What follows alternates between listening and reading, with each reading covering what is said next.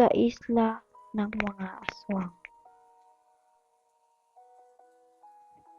Eto na ba yun, Mang Ingpong? Wow, grabe.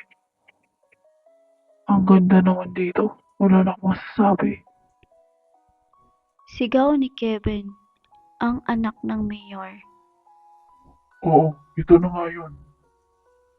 Di ba? Marami tayong makukuhang kayamanan dito. Wika ng albularyo na si Mang Impong. Tama ka, Mang Impong. Bukha na pa lang ng islang to.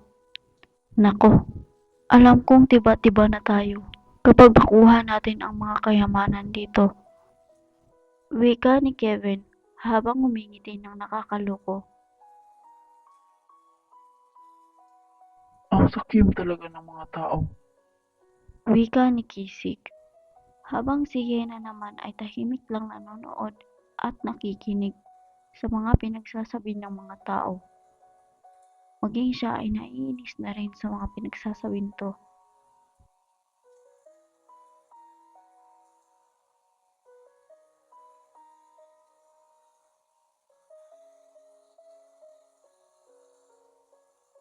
Pinuno, may masama pong balita. Nawawala po ang mahal na prinsesa Yena at ang mahal na prinsipeng Kisig. Wika ng isang pantay. Hanapin sila.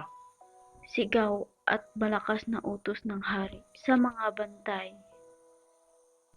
Masusunod po, mahal na pinuno.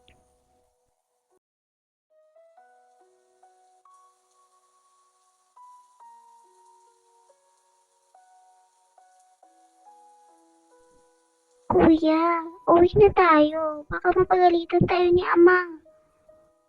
At baka ang malala pa, mahuli tayo nila.